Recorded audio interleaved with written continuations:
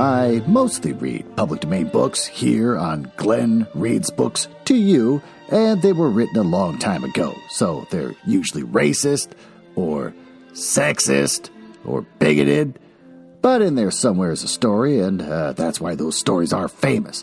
Other times, I read works from independent authors, and they're delightfully not racist, but they might have adult language or adult situations, like, making sex. So that's your warning, but I'm sure you're grown up enough to handle it. Don't write to me complaining. You know what? Elton's right. I don't give a crap anymore. I'm gonna retire this show. Oh, god damn it! All right, come in and take a seat, you little idiot. There you go. Are you settled? You dumb little thing. I was just, my last episode, kind of feeling despondent. I think with some certain really bad news for me that came up in earlier this month, that I was like, I'm in a bad mood, and I'm still sitting here doing this show. I don't really like doing this show anymore. It's something that got me through COVID. It got me to meet some cool people online. It actually helped me meet somebody who became my wife. And I'm like, what am I still doing this for? I got what I wanted from it, and now I should burn it to the ground. And so then Elton, from Elton Reads a Book a Week, came out and said, what the hell are you talking about? Shut up. Hey, shut up and get back to work because you are not done. I said, well, I'm bored. I hate doing this crap. And he goes, I don't care. I'm like, well, I had a 10-year plan and I'm on year 6 right now. I don't want to do this anymore. And so then he said, I don't give a shit. Shut up and get back to work. Oh, you bored? Then find a way to make it creative and fun again. So I got to figure out how to change the format of this thing. Maybe I'll go through a whole slew of ideas. I imagine clown music involves one of them. But I got to figure out some way to make this where I just don't hate doing it. I think part of the problem is I'm reading a book that I'm just watching edge closer and closer to sexual assault. And it's written in the 1950s, so the author's just like, I'm a good sci-fi author. And by today's standards, we're like, Jesus, you're a pervert, and I hate you. So I'm just reading this book, and I'm dreading it every step of the way. And so then I think that, also, I don't like my show, and I'm dreading that every step of the way. And this book would be a perfect ending. But Elton says, shut up, you're done. So then I took a week off, and then I hung out with Germans who came back into town again. And so we all hung out and we played pull tabs and we ate food and we went around Minneapolis and stuff and we had a good time. And so then I came back and Elton was saying, you don't have to care if your show is likable. You don't have to care about making sure you don't talk too much in the beginning. I like it when you talk a lot in the beginning. I'm like, you do, Elton? You like it when I talk in the beginning? And so he's like, yeah, just be an asshole and that's your show. So I don't know. He didn't say that specifically, but that's what I took away from it. So thank you, Elton. I'm not doing fun facts right now. I'm not even talking about the author because the author is a horrible human being. Screw him. So instead, I'm going to be an indignant prick, and that's my show now. So I hope. I don't care if anyone likes it. I'm just going to keep trudging along till I fit my 10-year plan. And then when I hit my 10-year plan, maybe I'll gather together superstars. I'm going to have like a superstar episode of everyone I've ever met. And then, okay, well, thank God for the grandfather clock. Why don't we go on reading chapters 10 and 11 of this book?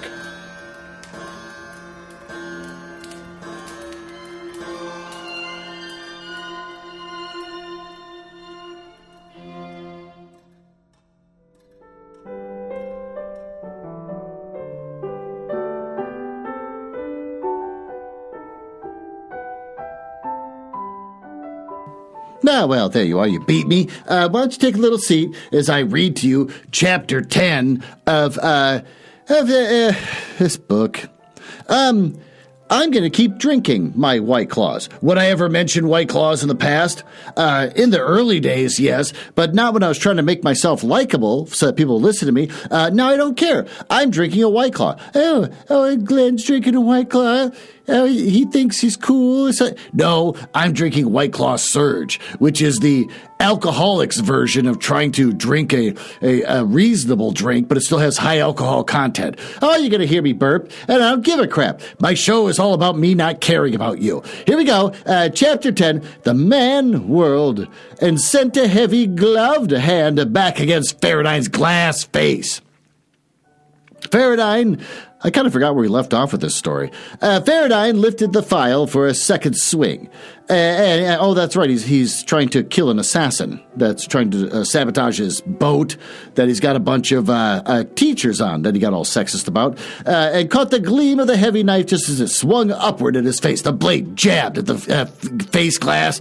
It blunted slightly before Faradine's eyes, splintering the glass and sending a shard or two against his cheek. Faradine's second swing caught his shoulder and then sent the man staggering back. The knife came up. The gleaming edge sliced close to Faradine's arm. The man stumbled and fell, and Faradine came forward to take advantage of the opportunity. Oh, the long lever used to handle the radioactive control rod chopped against Faradine's shins and cut his feet out from under him. He landed on his face, and the other man kicked out with heavy space boots. The heels rammed Faradine's helmet hard down to his shoulders. The top of his helmet hit the top of Faradine's head, stunning him. The other scrambled forward and landed on Faradine's back. He pulled up and back on the fittings of Faradine's helmet until the pilot's spine ached with tension. Then the man thrust forward and slammed Faradine's face down on the deck. The splintered safety glass cracked further, and there came the thin, high screech of air escaping through a sharp-edged hole. Faradine lashed out and around just in time to parry a slash of the knife. Blade met file, and a glint of metal spark, and both weapons were shocked out of the gloved hands to go skittering across the deck. The man left Faradine to scramble across the floor after his knife.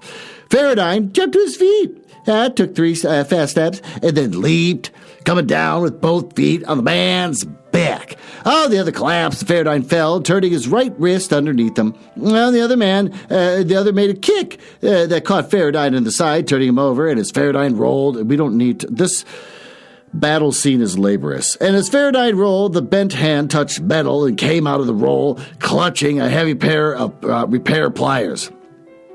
No, he could cut bolts with them. And had... He faced the killer, standing again, armed again, Spaceman's pliers against Assassin's knife. He plunged forward and felt the knife bite against his suit. And he swung the pliers as a club and caught the killer's upper arm. He opened his jaws and bit down, twisting and pulling. The 3-cornered tear ripped and came away with the point between the jaws until the heavy outer cloth gave away. Oh, the jaws came up and bit through Faradine's suit across the knuckles of the hand and held the pliers. Faradine kicked, sent the killer staggering, and followed him, probing at the tear to get the thin inner suit. The other man struggled, hurled Faradine back, but Faradine staggered back with the thin lining between the jaws of the pliers. The suit ripped, and there came a puff of white vapor as the air blew into the void. I don't care about any of this. Just wrap this battle up. The struggling killer stopped as though shocked by an electric current. He stood there stiffly, his hands slowly falling to his sides, limp. Faradine took a step back, breathing hard. He could see now that his head was not jerked back and forth between the cracked glass. He peered in time to watch the froth of blood foam out of Hugh's nose. Hughes! The math professor. The wise guy, who had created part of the dumb body by making sounds of knowing too much, who pretended to know his way around in space. Faradine wondered whether Hughes had cried out in a polytonal voice, not looking that up. Then he hauled him into the air brake and slammed the door shut. He felt for a pulse and found one fluttering. He turned him on his face and pumped the ribs in, out, wondering whether he was wasting his time. Hughes groaned painfully. His groans echoed and re-echoed in tiny space, but Faradine could not hear more than the weaking groan of a man hurt very deeply. Hughes stirred and opened one eye. Then he closed it again and sobbed under his breath. Oh, yeah. Faradine checked his heart and found it beating weakly, and the pulse was not fluttering anymore, and the breath was coming naturally, even though the man's chest heaved high and dipped low. Oh, there was a foghorn sound in the throat as he gasped for huge lungfuls of air. Whatever. Hughes would give Faradine no trouble for some time. That's not me. Whatever. That's actually in the book. Hughes would give Faradine no trouble for some time. Faradine carried the unconscious man to his stateroom and dropped him on the bed. Then he went below and closed the little hatches, reinserted the control rod, and wondered whether missing a few would louse up his landing. Glen went up to the control room, placed the wiring torn off for the audible alarm system. The flanks of warning lamps had winked out, and the clangor of the alarm did not come. Faradine went back to Hughes. The man was in a semi-coma. Can you hear me? Demanded Faradine. Hughes roused slightly and looked at Faradine through heavy eyes, mumbling unintelligibly. You dirty louse, fumed Faradine. I'd have let you die if it hadn't occurred to me that you might be good for some information. What makes, Hughes? Or should we have an accident below? Hughes mumbled something that sounded like defiance. Think your friends will give you a raise for this fumble? Jeered Faradine. Hughes roused a bit more and looked at Faradine more directly. Smart guy, he said until his voice. You can't. Faradine smiled cynically. Yes, I can, and I have. He snapped. And then he leaned down and put his face close to Hughes and said carefully, Hughes, sing me a trio. What the fuck does that mean? Hughes' control was good. His eyes widened only a sliver, and the catch of his breath was faint.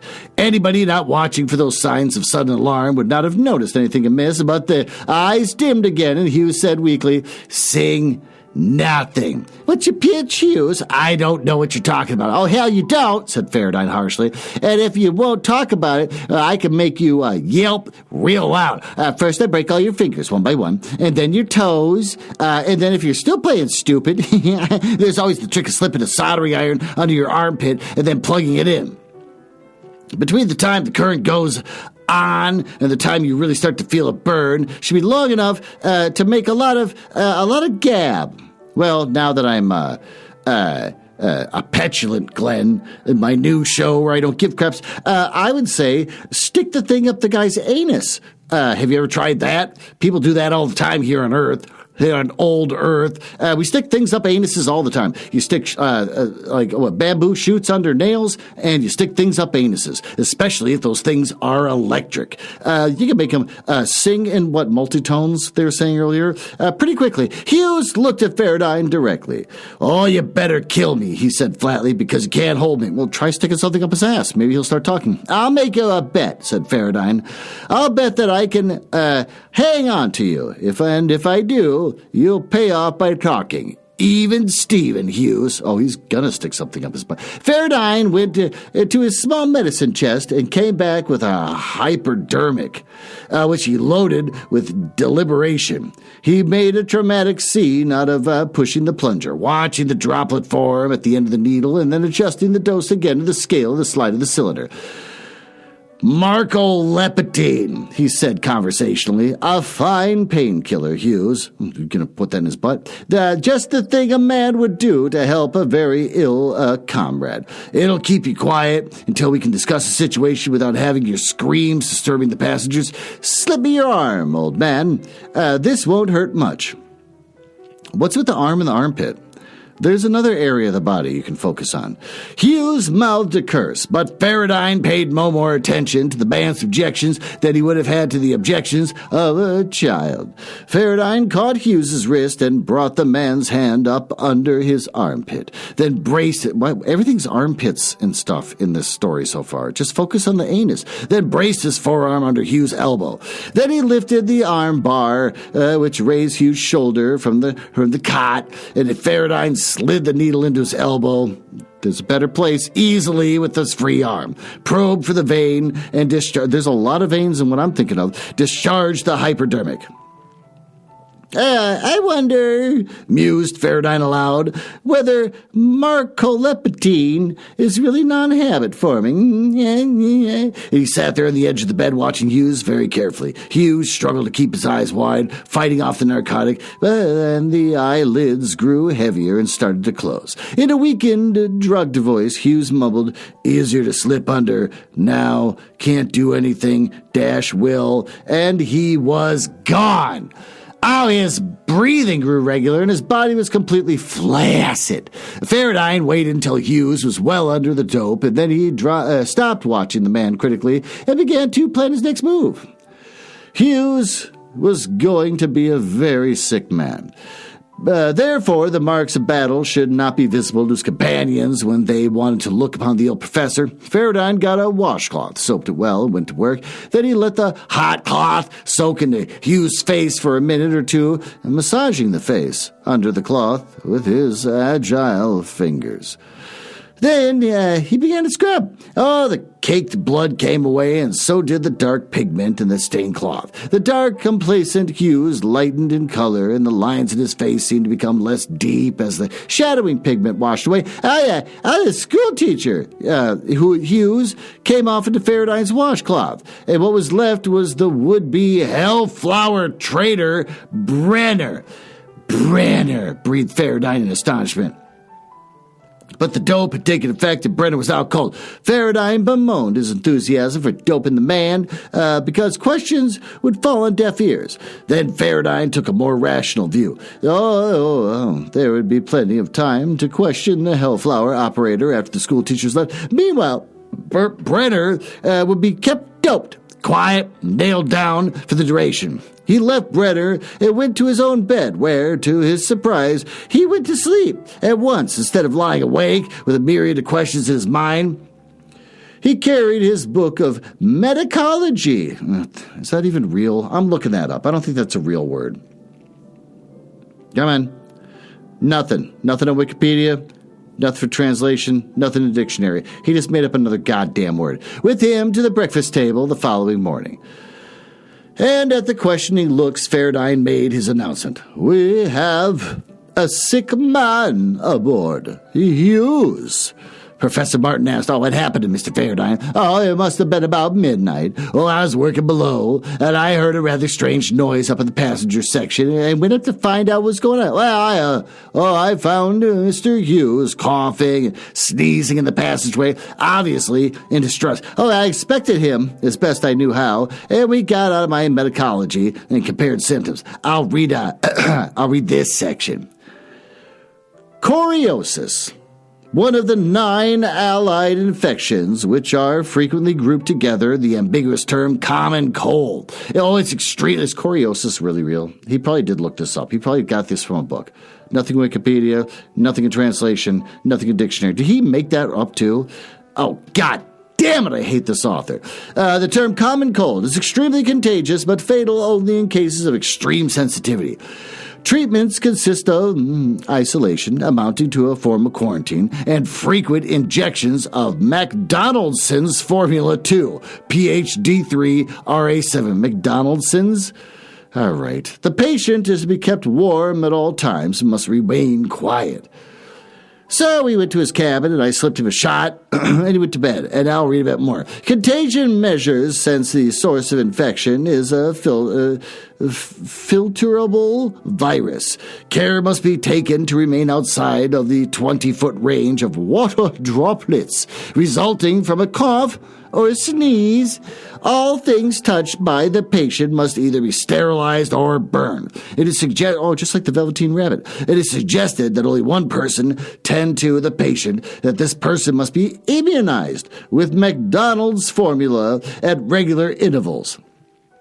Visiting should be discouraged, and if necessary, must be carried out on distance and for a short, a few minutes only. The incubation period is very short. The duration of choriosis is approximately 14 days. It is, however, possible for reinfection to take place, often which resembles the initial infection, thus giving rise to a 6-week cold. Well, there's more along this line, but I think we have the picture well enough, Faraday concluded. Professor Martin's face was grave. Well, what must we do? He asked anxiously. Nothing, said Faraday firmly. But he shouldn't stay on Pluto. That is correct. Oh, Pluto's very cold. Even with the Terra conversion program going on, Mr. Hughes should be returned to Terra. But, Faraday smiled. I've got to make a freight pickup on Pluto for Terra, he said quietly, and I'll take Mr. Hughes back home. Yeah. Well, that'd be very considerate of you, Mr. Faraday. Faraday shook his head in disclaimer. In disclaimer? This guy sucks. It's only what any man would do, he said. What we do know about Mr. Hughes, Mrs. Tilden said, not very much, I'm afraid. Mr. Hughes teaches ancient history in Des Moines, Iowa. Well, this is me being an asshole. I'm going to interject.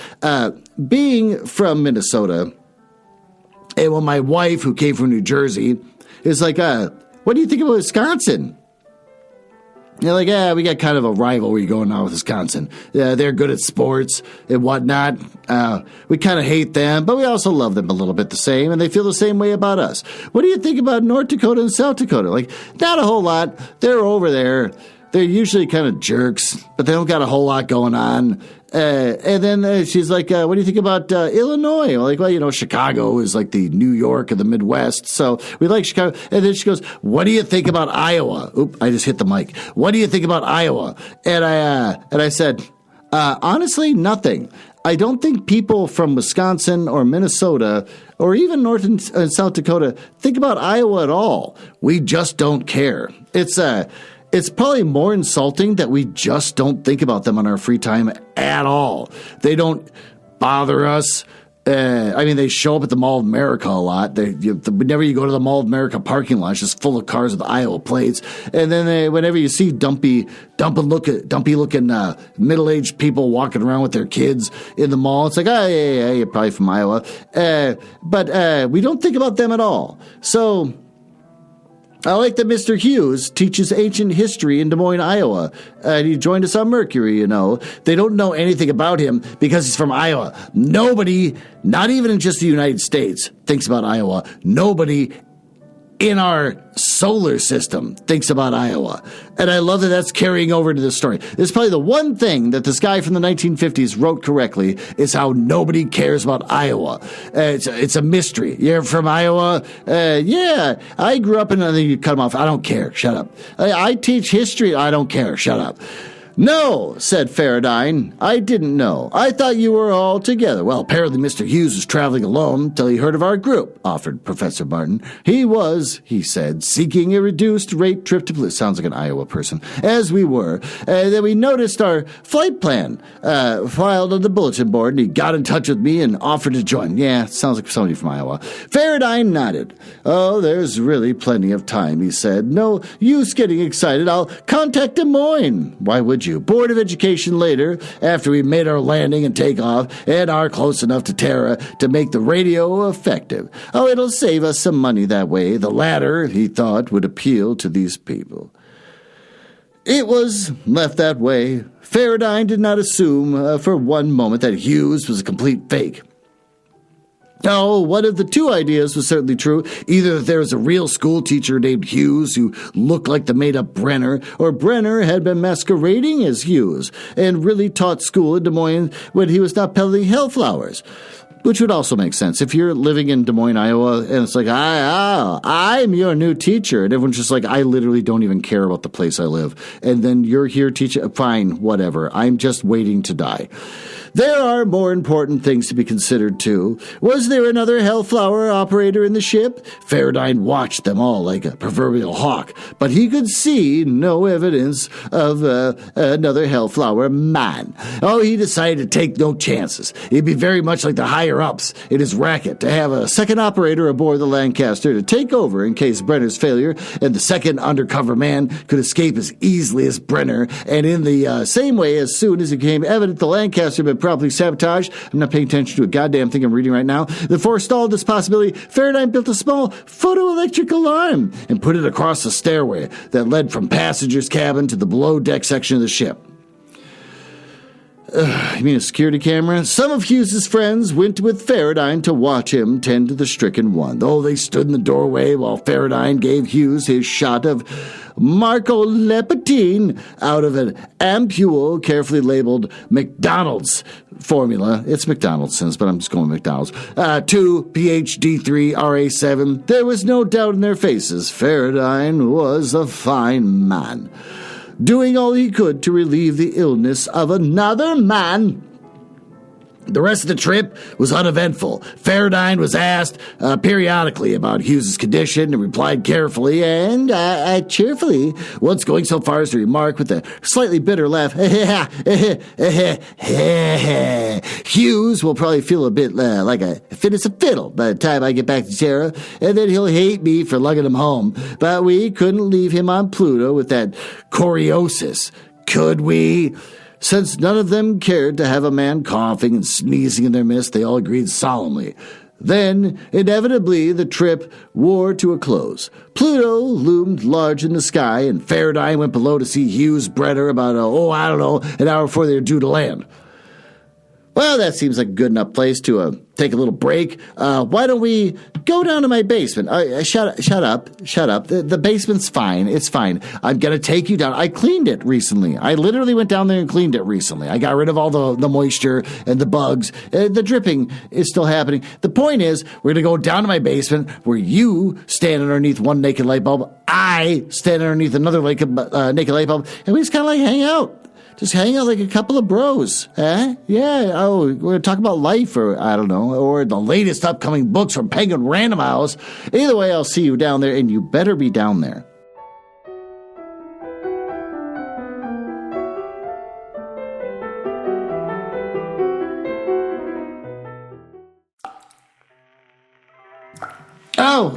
You did come down. The basement looks pretty empty. After the news of earlier this month, I kind of just got angry and cleared everything out. But thanks to Elton from Elton Reads a Book a Week podcast, I'm back. I'm back in the basement, and so are you. Why don't you stand there, or sit in that folding chair underneath that one naked light bulb while I stand here underneath my naked light, and then I play my guitar for you as I tell you about the latest upcoming book from Penguin Random House, My Woman, His Wife. It's the 20-year anniversary edition by Anna J. You want to learn about it? Sure. Anna J's revamped tale of fidelity, romance, and deception will keep you at the edge of your seat. For most couples, inviting someone into their bedroom is totally out of the question. Normies. Any normal woman would flip if her man even thought about trying a threesome with another woman. That's pretty much for the average lame-o. Jasmine is that woman and more. Oh, she's like super lame. It's not until her husband James pressures her into having a threesome that their once happy lives get turned into nothing but drama. And that's the end of that. There's nothing else to read about that. So there you go. It's all about having a threesome. And somebody's really uptight and doesn't want to have a threesome. And then she gets to have one. And then it becomes dramatic. So that's the story. My Woman, His Wife by Anna J. It's coming out in paperback for $17 on November 26th, 2024. You can get it from Amazon, Barnes & Noble, Books A Million, Bookshop.org, Hudson Booksellers, Powell's, Target, and you may find me trying to find new furniture for this now empty basement. The tube TV is still down there with the Google attached, but you got nowhere to sit, and the floor is real wet, as you can probably hear from all the dripping. So I'm going to try to find like a bucket or something and some new furniture, because thanks to Elton from Elton Reads a Book a Week, I am now back into podcasting, and I'm back into hanging out with you in my basement. But right now, not really hanging out. You got one folding chair, and if I'm actually kind of tired, and I like it if you got up from the folding chair so I can go sit in it, because I don't like being down here right now. But with that, why don't we go back upstairs to the library where I can keep reading to you this horrible story.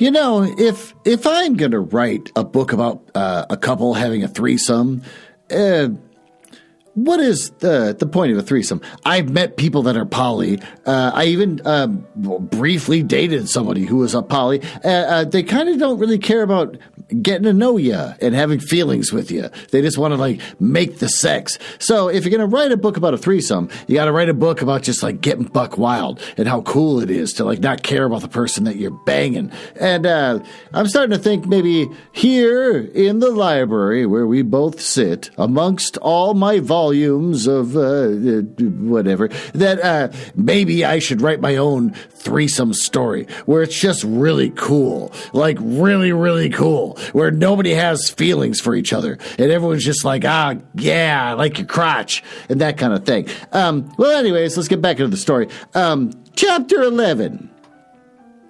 Faradine found Brenner awake but loggy. I'm not looking that up. How do you feel? Asked Brenner. I feel dopey, admitted Brenner dully. Yeah, good. You bet a very sick man, Brenner. Or should I call you Hughes? Which is your name? What difference does it make? He's from Iowa. Nobody really cares. I'd like to know these things, said Faradine. I seem to collect a lot of information. One way or another, I admit a lot of it is useless, but I find it interesting. For instance, Brenner, can you make that triple-tongued sound? What triple-tongued sound? Come off it, Brenner. You know what I'm talking about, do I? Oh, yeah, you do, and I tend to find out, said Faradine. He loaded his needle and approached Brenner with it. This is for the last time, Brenner, and I've ideas on how to make a man talk or sing a trio. You're a devil from hell, Brenner snarled. Oh, it's because he's going to put this in his anus? And you're an angel from heaven, ripping out the control rods and giving us a long ride, Brenner? I owe you a lot, and I'm going to collect. You'll wish you had died, Brenner, and you'll probably will not die long after your friends find out that you've talked. Brenner eyed Faradine wearily. Oh, you haven't won your bet yet, he said, and even if you do, there's a problem of extracting payment. Faradine shrugged. You'll talk, he said flatly, and then he reached for Brenner's arm. Not his anus, imprisoned it so that Brenner could not move without dislocating the shoulder, and slid the needle home. Just to be sure, he told the man, who was showing all the defiance of a man in a weakened condition could display, I give you a slightly larger dose. The medicology says that this is accepted practice with marcoleptine, which is the patient is in some danger of excitement crisis. Hold on, I was going to take a sip from my White Claw Surge. Yes, delicious. He waited until Brenner's eyes closed and breathing became deep and regular. And Faradine left Brenner, went aloft to make contact with Pluto's spaceport. He came down with one hand poised above the power level, and at his first glimmer of any hanky-panky, Faradine was going to slam the power home and take off for space at full power. Questions could be asked afterwards. The landing was as good as any that Faradine had ever made. Thank God, he killed 30 people before. But he was almost a nervous wreck, worrying about the possibility of reoccurrence in the Semiride, I hate this word, they brought this back again, incident. He relaxed. Only after he had peeked, observed at Hughes, still doped, that he led the convoy of school teachers down the landing ramp. It was a happy parting, with just the right tone of regret and a large amount of congratulations to his ability and helpfulness and willingness to explain things to them that other pilots brushed away. Oh, they shook his hand, and Miss Carey permitted him to kiss her cheek and call him son. And Miss Tilden giggled and lifted her face for a chaste peck. There's a lot of horny teachers here. Mrs. Logan's lips were warm and soft, but completely uncooperative. Then Professor Martin made an ahem in his throat. Oh, he wants one too.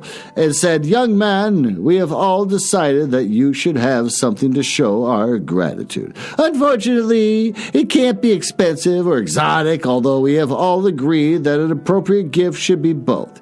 So, since we cannot go to the high extreme that we all feel, we have decided that the next best thing is something completely valueless except for its sentiment." Billy fumbled in his side pocket and brought out a small piece of slate broken from some outcropping somewhere.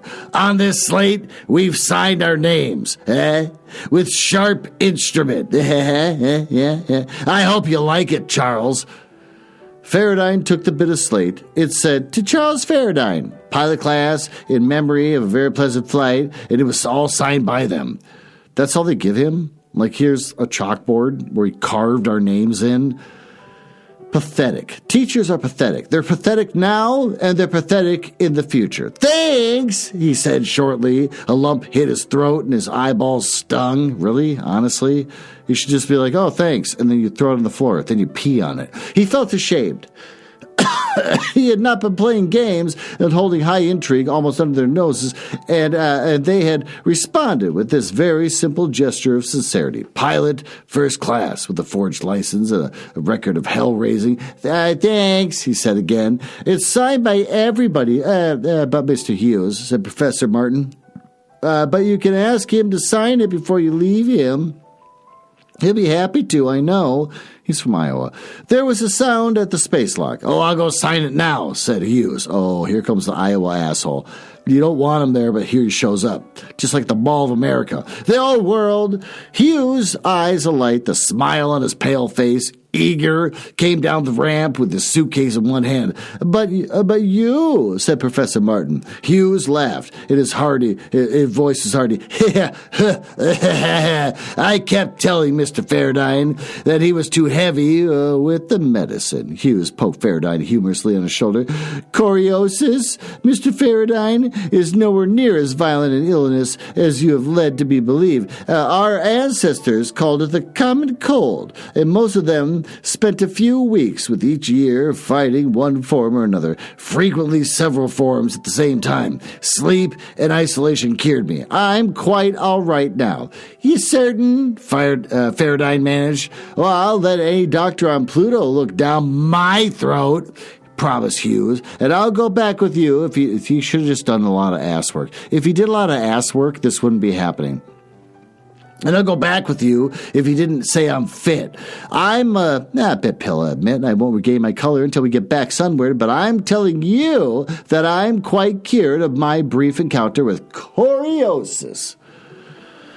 The spaceport bus came to a stop at that moment, and Hughes, pausing to scratch his name on the plaque, thanked Faradine for the thorough medication that kept him quiet. It got him on the bus and waved as he whisked away. Faradine, stunned, could only wave like a reluctant schoolboy. So Hughes, Brenner, disappeared again, wandering away under the protection of a group of honest, unsuspecting human beings who would have been aghast at the first cry of civilian against one of their member. Faradine felt like a 7-year-old. Yeah, we heard that earlier with the schoolboy thing, who had just been trapped into admitting that he had been a naughty boy. But out of the maze of items, one thing was obvious. Hughes, or Brenner, or whatever he called himself, was a very extraordinary man. Now he's from Iowa. He's been able to walk off the ship with his eyes bright and his system hale. Okay. And then he should have been flat on his spine with a brain full of marcoleptine. and marcoleptine was one of the most completely paralyzing drugs ever been synthesized. Hughes had feigned his doped slumber and helplessness because he had known that Faraday would not attempt to ask questions until he had Hughes alone. Oh, he had also lulled Faraday into thinking him drugged so that he could come out nice and easy to join his fellow travelers in such a way as to turn Faraday's own explanation against him. Then he had walked away without a murmur of dissent from Faraday, who had no legal right to raise a cry against him. Hughes Brenner was a very remarkable fellow. Faraday watched the truck bringing out a shipment of refined therium ore, outpointed, outsmarted, outnumbered. The evidence he had was so very meager. He sneered at himself. Evidence? It was more a mere belief. But what was the case history but snippets and bits of inconclusive evidence that somehow fitted together like the sections of an interlocking jigsaw puzzle? What did he have to fit together? A common pattern of love lotus background, a man who died with a discordant moan, a man who grunted in a polytone when surprised, and who would take a paralyzing dose of marcoleptine and then walk out jauntily, a family of apparently well-to-do formality with a proud place in the community, and a girl who had worked hand in glove with the Hellflower manipulators who obviously had never had her delicate nose near one of those hellish things. Or maybe she was immune. But as Hughes was immune to marcoleptine? And did she, in italics, make multiple tone sounds when she was startled? A few very remarkable people. Ooh, the White Claw surge is starting to hit me, so we got to wrap this stuff up. Faraday took off for Newark with his cargo, still trying to think the matter out. Two things were certain. Faraday himself was afraid to take a needleful of marcoleptine because he knew damn well he was not immune. Faraday could not make a polytonal sound with his vocal cords. He sat in the salon alone and quietly thinking, and finally realized that he was completely isolated from everyone else in the solar system. He could sing crazily or go to bed, and no one would know which he did. Just like me at night after drinking way too much White Claw Surge. He essayed a sound. It sounded like the croak of a Terran tree frog. He made a whimper of a cocker spaniel and succeeded in getting a cramp in his throat trying to get down an octave below his normal register. He hummed and spoke in a falsetto that made his tongue ache the way down deep and back, and tried humming and speaking and groaning at the same time as the result of his toneless croak. Well, it struck him funny after a bit, and while he was laughing at himself, he concocted a ludicrous picture of himself kissing Carolyn Niles. And she was responding in a three-toned moan.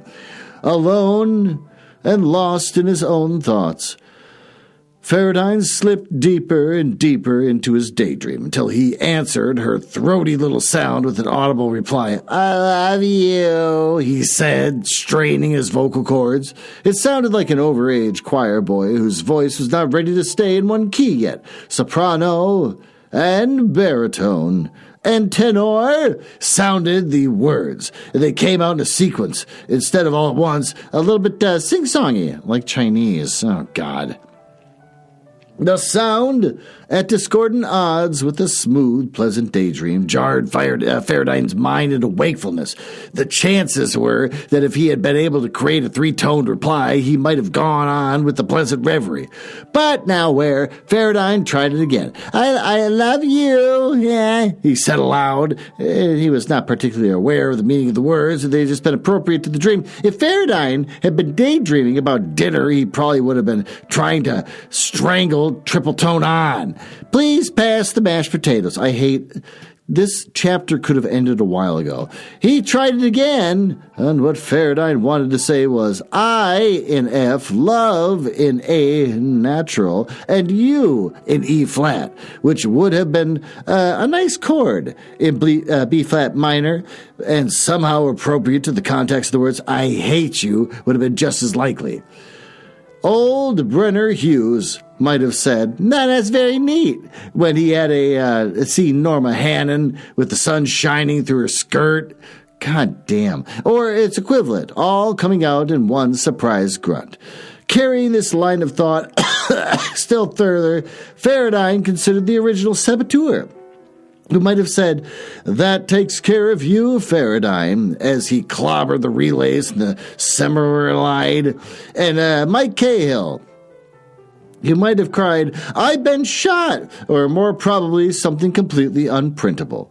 Faraday, unprintable? So he's acknowledging he's writing a book right now. I hate this author so goddamn much. Faraday sat bolt upright as a countersign to tell another Hellflower operator your own identity. It was a fine job. But could a whole language be constructed out of a three-tongued hodgepodge?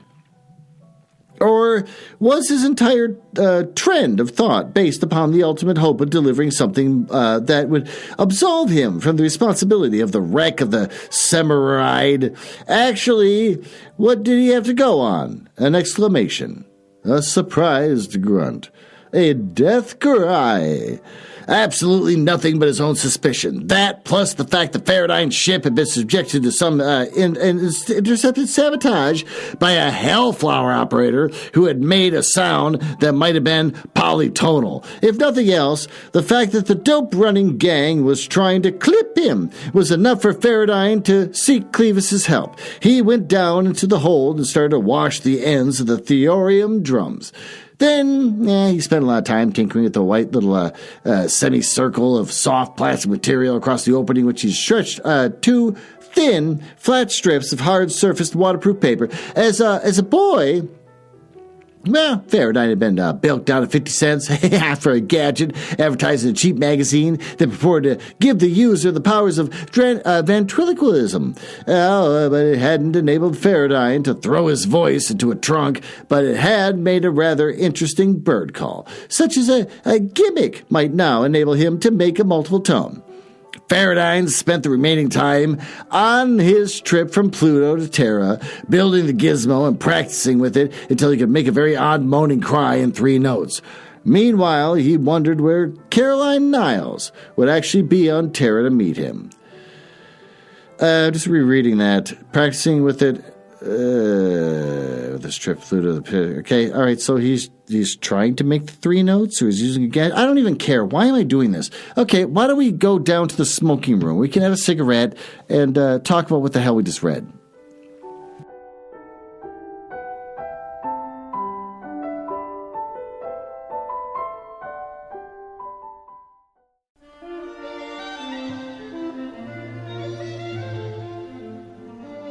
Oh, there you are. You made it down here to my smoking room, where you can see on the coffee table is a baboon skull. And if you take the top off that baboon skull, you'll find cigarettes. Oh, God damn it. My wife's words. I brought some chips here for you. I'm trying to be nice to you. You're here all the time against my goddamn will. Do you want some chips? They're old Dutch restaurant-style salsa bowls chips. Come on, have some. Seriously? No? Oh, okay. All right. You come here imposing yourself upon me, but you won't even take my little gestures of kindness. All right, well, fuck you. And also, don't smoke any of my cigarettes. Fuck off. A cute little thing. My dad apparently has been listening to my podcast, and so he actually sent me a picture of him having cigarettes in his basement. He's got a cigarette holder that is from like the 1930s or 40s. It's real small because you're supposed to roll your own. But he put cigarettes in there, but they didn't fit, so he chopped off all the filters to get them to slide in there. And then he said this, and he goes, come to my basement and have cigarettes. I'm like, oh, that's my dad. Which is adorable. So that was cute. But you're not cute because you won't even eat my gut. Have some chips. No? Okay, fine. Fuck you. Okay, what did we learn? Literally nothing. The saboteur from Iowa turned out to be a Hellflower operator trying to sabotage his ship. Why? We don't really know why. I'm sure we'll never really figure out why. I don't think this author thinks that far ahead to kind of move all the chess pieces in place. So he tried to sabotage it. The fight scene was so laborious. It went on for so goddamn long. And there was like, the descriptions of like, and then my foot went into his helmet. And then he stabbed me in the arm. He was very focused on armpits. And then he eventually won, of course, and got the guy into a room and kept him alive and then kept drugging him up. But apparently because he's like a 3-tone singer, they're immune to this drug the way he expects it to be. And so he got up and he left and whatever.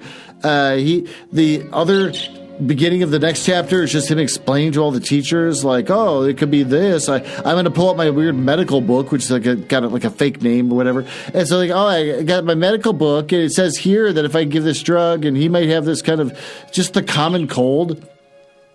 What they called choreism? I don't even know I don't even care anymore. And so the guy wakes up, I don't have the choreism, I'm fine, and then walks out. And all the teachers like, we don't even know where he came from. He's from Iowa. And then that was it. So then he spends the rest of the time in his ship by himself, just trying to see if he can sing with 3 tones, to see if he's one of these weirdos. I don't know. I don't care. So that's the story. And screw you for coming here to listen to it, because that's the new vibe with my podcast. Thanks to Elton Reads a Book a Week podcast. Maybe if you come back next week, I don't care. How about that for a change? Well, with that, I'm gonna keep drinking my White Claw, and I think I'm gonna watch. I don't know. I think I'm going to watch something on Turner Classic Movies. Why? Because I want to fall asleep on the couch with the story that moves really, really slow from the way that they made movies back then. So with that, goodbye.